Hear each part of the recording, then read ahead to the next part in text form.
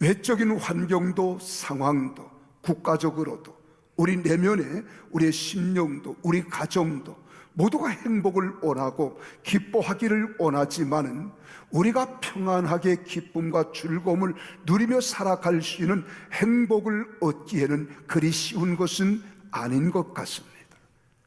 그래 불안에 떨기도 하고 두려워하기도 합니다. 그런데 오늘 여기 예수님께서 불안해하는 제자들에게 요한복음 14장 27절에 그렇게 말합니다. 평안을 너에게 끼치노니 곧 나의 평안을 너에게 주노라. 내가 너에게 주는 것은 세상에 주는 것 같지 아니하니라. 너희는 마음에 근심하지도 말고 두려워하지도 말라 라고 이야기합니다. 여러분, 우리가 근심 안 한다고 근심이 사라지던가요? 내가 걱정하고 싶지 않다고 해서 걱정한 일들이 와해지던가요? 그렇진 않아요. 그러나 그런 걱정할 일, 어렵고 힘든 일, 외적으로 우리에게 밀려오는 이런 위험한 일들이 없잖아 있습니다만은, 그럴 때 우리 마음이 어떤 마음을 소유하고 있느냐고 하는 것은 대단히 중요합니다.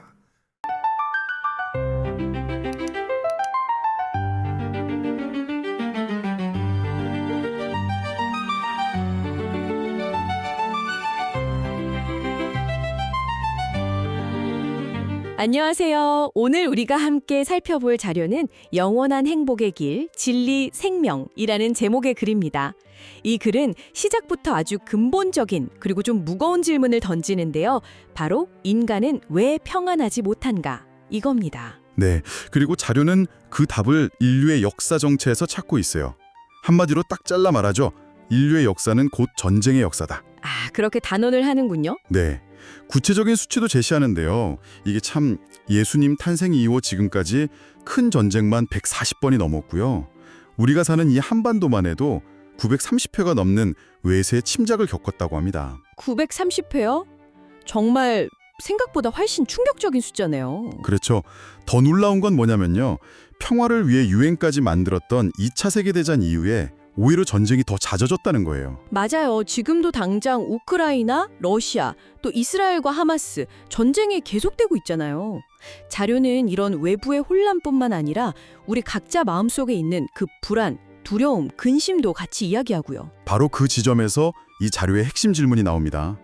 세상은 계속 우리에게 평안을 약속하지만 역사가 보여주듯 세상은 결코 진짜 평안을 줄 수 없다는 거죠. 그렇다면 이 모든 혼돈 속에서 세상이 주는 것과는 근본적으로 다른 그런 절대적인 평안은 대체 어디서 찾을 수 있을까 하는 질문이군요. 맞습니다.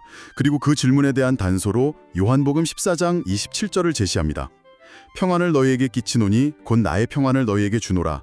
내가 너희에게 주는 것은 세상이 주는 것과 같지 아니하니라. 아, 세상이 주는 것과 같지 않은 평안. 이게 오늘의 핵심 키워드가 되겠네요. 오늘 이 자료를 통해 길, 진리, 생명 이 세 가지 단어를 중심으로 그 영원한 행복의 원리가 뭔지 한번 깊이 파고 들어보겠습니다. 네, 이 세 단어는 사실 따로떨어진 개념이 아니라 하나의 실체에 대한 세 가지 다른 측면이라고 자료는 설명하고 있습니다. 좋습니다. 그럼 첫 번째 키워드 길부터 시작해보죠. 자료에 보면 예수님의 6가지 자기선언이 나오잖아요. 나는 생명의 떡이다, 세상의 빛이다, 선한 목자다. 그리고 가장 유명한 선언, 네, 내가 곧 길이오라는 선언이죠. 바로 그 선언이 다른 성인들의 가르침과 근본적으로 다르다고 자료는 강조하던데요. 아주 중요한 포인트입니다. 자료가 공자와 석가모니를 예로 들어요. 공자는 아침에 도를 들으면 저녁에 죽어도 좋다고 말하면서 평생 도, 즉 길을 찾아다녔죠. 길을 찾으려고 애썼던 사람이군요. 그렇죠. 석가모니 역시 생로병사의 고통에서 벗어날 그 해탈의 길을 찾아 헤맸고요. 그분들은 위대한 스승이었고 길을 가리키는 분들이었습니다. 그러니까 일종의 지도를 그려준 사람들이라고 볼 수 있겠네요. 저쪽으로 가면 목적지가 나올 겁니다 하고요. 바로 그겁니다. 그런데 예수님의 선언은 차원이 다르다는 거죠.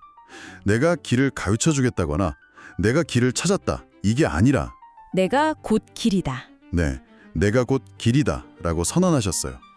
이건 단순히 지도를 주는 게 아니에요. 그분 자신이 곧 목적지로 가는 유일한 통로이자 도착점 그 자체라는 선포인 거죠. 와, 그렇게 들으니까 정말 파격적인 주장이네요. 이건 단순 비교가 아니라 아예 범주가 다른 이야기라는 거군요. 맞습니다. 자료는 이게 바로 인간 스승의 가르침과 하나님의 계시를 구분하는 결정적인 차이라고 말합니다. 그렇다면 이 길은 궁극적으로 어디로 이어지는 길인가요? 자료는 구원이라는 단어를 제시하죠. 네, 맞습니다. 길의 목적지는 바로 구원입니다. 자료에서는 구원을 뜻하는 헬라어 소테리아의 의미를 세 가지로 깊이 있게 설명해요. 소테리아, 어떤 의미들이 있죠? 첫째는요, 우리가 일상에서 겪는 온갖 불행이나 위험으로부터의 보호, 즉 안녕의 상태를 말합니다. 질병, 가난, 절망 같은 아주 현실적인 고통에서 건져내는 것까지 포함하는 거죠. 잠깐만요. 그 부분이 흥미롭네요. 보통 구원하면 영적인 문제, 그러니까 죄나 죽음 이후의 문제로만 생각하기 쉬운데 가난이나 질병 같은 현실적인 문제까지 소테리아의 범위에 들어간다는 거군요. 네, 자료는 영적인 구원과 현실의 삶이 분리되지 않았다고 보는 겁니다. 그리고 둘째 의미가 바로 우리가 흔히 생각하는 그 영적인 차원, 죄의 형벌과 권세로부터의 해방입니다. 죄책감이나 반복되는 죄의 사슬에서 벗어나는 자유를 말하죠. 네. 그리고 마지막 셋째는 이 모든 것이 완성되는 상태, 즉 예수님의 재림으로 이루어질 영원하고 절대적인 평안, 행복의 완성을 의미합니다. 그러니까 소테리아라는 단어 하나에 현실적인 평안, 영적인 자유, 그리고 궁극적인 행복의 완성까지 다 담겨 있다는 거네요. 바로 그거죠. 이 개념을 정말 극적으로 보여주는 일화가 자료에 소개되더라고요. 전징토의 장군과 아들 이야기요. 네, 그 이야기는 이 소테리아가 그냥 교리가 아니라 얼마나 실제적인 힘인지를 정말 생생하게 보여주죠. 아들이 중상을 입고 죽어가는데 장군인 아버지가 달려와서 아들의 고통을 묻지 않아요. 보통 아프냐라고 먼저 물어볼 텐데요. 그렇죠. 대신에 가장 절박하고 중요한 말을 건넵니다. 아들아, 지금 너를 이 죽음에서 생명으로 인도하실 분은 오직 예수님 한 분뿐이다. 그분을 네 마음속에 굳게 모셔라. 그 대목이 참 충격적이었어요. 보통의 부모라면 어떻게든 고통을 덜어주려고 하거나 위로의 말을 먼저 할 텐데 아버지는 영적인 구원을 최우선으로 둔 거죠. 맞습니다. 자료는 이 아버지가 아들의 육체적인 문제보다 영혼의 문제가 더 시급하다는 걸 알았기 때문이라고 설명해요. 그리고 그 결과가 놀라웠죠. 네, 아들은 아버지 말을 듣고 마음으로 예수를 영접한 뒤에 기적적으로 회복했고요.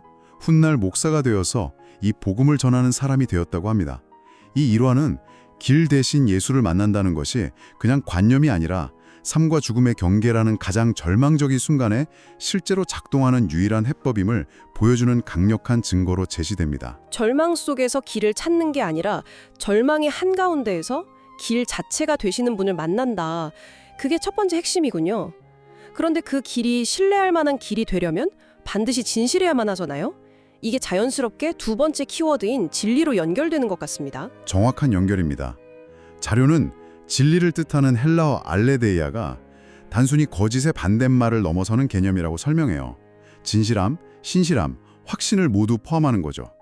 그리고 예수님을 진리의 원형이라고 표현합니다. 진리의 원형이요? 네, 거짓과 죄로 가득한 이 세상에 나타난 하나님의 진실 그 자체라는 겁니다. 빛이 비추면 어둠이 힘을 잃고 물러가듯이 절대 진리 앞에서 모든 비진리와 거짓은 설 자리를 잃게 된다는 논리죠. 바로 이 지점에서 자료가 굉장히 단호한 입장을 취하더라고요. 오늘날 많은 사람들이 말하는 종교다원주의, 그러니까 모든 종교에 구원이 있다는 주장에 대해 그건 진리가 아니라고 명확하게 선을 긋고 있죠. 네, 아주 다루합니다. 다른 길은 없다고 말합니다. 그 근거로 사도행전 4장 12절을 인용해요. 다른 이로서는 구원을 받을 수 없나니 천하 사람 중에 구원을 받을 만한 다른 이름을 우리에게 주신 일이 없음이라. 이 구절은 사실 타협의 여지가 없는, 어떻게 보면 굉장히 배타적으로 들릴 수 있는 선언입니다. 그렇죠. 현대 사회의 그 관용적인 분위기 속에서는 왜 그렇게 독선적이냐 이런 비판을 받기 딱 좋은 주장이기도 하고요. 이 부분에 대해서 자료는 어떤 비유를 드나요? 태양의 비유를 듭니다. 밤하늘에는 수많은 별들이 있지만 이 지구의 생명 에너지를 공급하고 어둠을 몰아내는 존재는 오직 태양 하나뿐이라는 겁니다. 다른 별들도 나름의 빛을 내지만 생명을 주는 근원적인 힘은 없다는 거죠. 마찬가지로 세상에 수많은 종교와 철학이 있지만 인류를 죄와 죽음에서 구원하고 하나님께로 인도할 유일한 진리에 비친 오직 예수 그리스도 한 분뿐이라는 것이 자료의 핵심 논지입니다. 그러니까 진리라는 게 어떤 취향이나 선택의 문제가 아니라 생명과 직결된 유일무이한 근원이다 이런 말이군요. 이것이 길, 진리에 이어서 마지막 키워드인 생명으로 이어지네요. 여기서 말하는 생명은 당연히 우리가 그냥 숨쉬고 살아가는 그런 생물학적 생명과는 다른 차원이겠죠. 물론입니다. 자료는 여기서 말하는 생명을 영원한 생명이라고 분명히 말합니다. 본래 인간은 흙으로 지어졌지만 하나님의 생기를 받아서 영적인 존재, 즉 하나님과 교제하는 존재가 되었는데 죄 때문에 그 관계가 단절됐다는 거예요. 그게 바로 영적 죽음이라는 겁니다. 아, 육체는 살아 숨쉬지만 하나님과의 연결은 끊어져 있는 상태. 마치 전원이 뽑힌 가전제품 같은 거네요. 기계는 멀쩡해 보여도 본래 기능을 전혀 못하는. 아주 적절한 비유입니다. 예수님이 십자가에서 하신 일이 바로 그 끊어진 전원을 다시 연결한 것과 같다고 자료는 설명해요. 그분을 구주로 영접하는 건 그 연결을 회복하고 하나님의 자녀가 되는 권세를 얻는 것이고요. 그 결과로 영원한 생명이 주어진다는 겁니다. 네. 그래서 요한일서 5장 12절은 이렇게 선언하죠. 아들이 있는 자에게는 생명이 있고 하나님의 아들이 없는 자에게는 생명이 없느니라. 생명이 있거나 없거나 둘 중 하나라는 겁니다. 중간은 없어요. 이 개념을 뒷받침하려고 자료가 구약의 인물들을 소환하더라고요. 노아, 아브라함, 모세. 이들의 공통점은 인간의 눈으로 보기엔 길이 전혀 보이지 않는 절망적인 상황에 처했다는 점이죠. 그렇습니다. 노아는 온 세상이 물에 잠기는 대홍수 앞에서 방주라는 유일한 길을 따랐고요. 아브라함은 아들을 낳을 수 없는 100세의 나이에 생명을 약속받았고 그 약속이 진리임을 믿었습니다. 모세는 뒤에서는 이집트 군대가 쫓아오고 앞에는 홍해가 가로막힌 그야말로 진퇴양난의 상황에서 바다가 갈라지는 길을 경험했죠. 이분들의 이야기가 그냥 오래된 신화가 아니라 길, 진리, 생명 되시는 하나님이 인간의 절망 속에서 어떻게 역사하시는지를 보여주는 구체적인 증거라는 거군요. 네, 그들의 이야기가 바로 예수 그리스도를 통해 오늘을 사는 우리에게도 똑같이 적용되는 원리라고 자료는 강조합니다. 우리 앞에 놓인 문제가 홍해처럼 거대하고 우리 상황이 100세의 아브라함처럼 불가능해 보일지라도 길과 진리와 생명 되신 그분을 신뢰할 때 구원의 길이 열린다는 메시지입니다. 정리를 한번 해보죠. 오늘 우리는 세상의 전쟁과 불안 속에서 세상이 줄 수 없는 절대적인 평안의 근원은 오직 예수 그리스도라는 길, 진리, 생명에 있다는 자료의 핵심 주장을 살펴봤습니다. 이건 문제가 아예 없는 무균 상태의 평안이 아니라 문제의 한복판, 그 환란 속에서도 담대할 수 있는 근원적인 평안을 말하는 거군요. 맞습니다. 그래서 자료는 마지막에 이르러서 분석이나 설명을 멈춰요. 그리고 이 내용을 듣고 있는 바로 당신에게 직접 말을 건넵니다. 마치 지금 당신의 마음의 문을 두드리고 있는 것처럼요. 아, 요한계시록 3장 20절을 인용하면서 예수님이 지금 문 밖에 서서 두드리고 계시니 누구든지 그 음성을 듣고 문을 열면 그와 더불어 먹고 마시며 교제하겠다고 약속하신다는 겁니다. 이게 그냥 비유가 아니라 지금 이 순간 당신을 향한 실제적인 초청이라고 말하고 있어요. 마음속에 떨쳐버릴 수 없는 두려움이나 풀리지 않는 근심이 있습니까? 가정에 깨어진 관계나 재정적인 어려움이 있나요? 이 자료는 당신의 그 방황을 끝낼 수 있는 유일한 길은 예수님을 당신의 구주로 영접하는 것이라고 명확한 선택을 촉구하고 있습니다. 그리고 영원한 생명이 보장된 삶으로 당신을 초대하고 있는 것이죠. 자료는 여기서 한 걸음 더 나아가서 아주 구체적인 행동을 제안하면서 끝을 맺습니다. 만약 당신이 이 초대에 응답하기 원한다면 지금 가슴에 손을 얹고 그 믿음을 다시 한번 확인하라는 겁니다. 아, 구체적인 행동까지요? 네, 예수님이 나의 모든 죄를 위해 십자가에서 죽으시고 부활하신 구원자이심을 마음으로 믿고 입으로 시인하라는 거죠. 오늘 이 자료가 궁극적으로 말하는 건 이것 같습니다. 진정한 평안이란 문제없는 삶이 아니라 모든 문제 속에서 나와 함께 하시는 구원자의 존재를 신뢰하는 데서 온다. 네, 그래서 마지막으로 여러분께 이런 질문을 남겨드리고 싶습니다. 지금까지 여러분은 문제 밖으로 나가는 길을 찾기 위해 필사적으로 애써 왔을지 모릅니다.